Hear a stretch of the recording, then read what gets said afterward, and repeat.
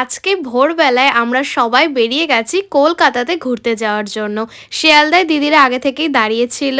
তো এখন শিয়ালদা থেকে বাসে করে আগে যাচ্ছি আলিপুর চিড়িয়াখানায়। তো চিড়িয়াখানায় ঢুকে সবাই বলল আগে সকালের খাওয়া দাওয়াটা করে নিতে। সবাই তো আমরা বাড়ি থেকে অনেক অনেক খাবার নিয়ে এসছি।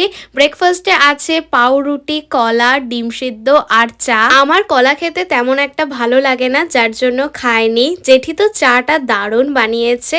খাওয়া দাওয়া তো হয়ে গেল, এবার সবকিছু ঘুরে ঘুরে দেখবো। প্রথমেই তো দেখলাম বাঘ। চিড়িয়াখানা তো অনেকটা বড় জায়গা জুড়ে, আর পুরোটা ঘুরে দেখতে আমাদের 2 ঘন্টা সময় লেগেছে। সবাই মিলে ঘুরে ঘুরে দেখতে তো বেশ মজা হচ্ছিল। একটু একটু দেখছি, তার মাঝখানে আবার ছবিও তুলছি।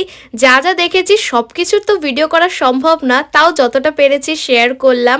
আর এই দিনের লং ব্লগটা আমার চ্যানেলে কিন্তু আপলোড হয়ে গেছে, ওখানে আরো ভালোভাবে সবকিছু দেখানো আছে, তোমরা গিয়ে কিন্তু একবার দেখে এসো। চিড়িয়াখানা তো ঘোরা হয়ে গেল, এবার দুপুরের খাওয়া দাওয়াটা করব। দিদি তো সবার জন্য ফ্রাইড রাইস আর চিকেন কষা বানিয়ে নিয়ে এসছে, দারুণ হয়েছে খেতে। খাওয়ার পর আমার লিপস্টিকটা হালকা একটু উঠে গেছে, তাই নির্মল সুন্দর করে লিপস্টিকটা পরিয়ে দিল। এবার যাচ্ছি ভিক্টোরিয়ায়। সবে মাত্রই খেয়েছি, তাই বাসে করে যাব না, সবাই আস্তে আস্তে হেঁটে হেঁটে যাচ্ছি।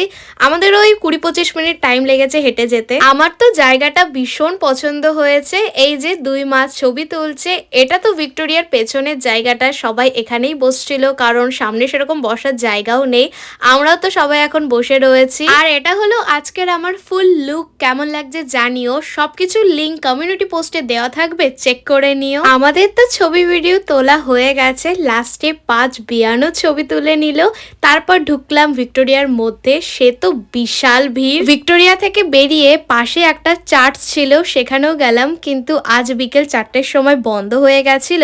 তারপর যে যার মতো বাড়িতে চলে আসলাম। তো চলো, টাটা।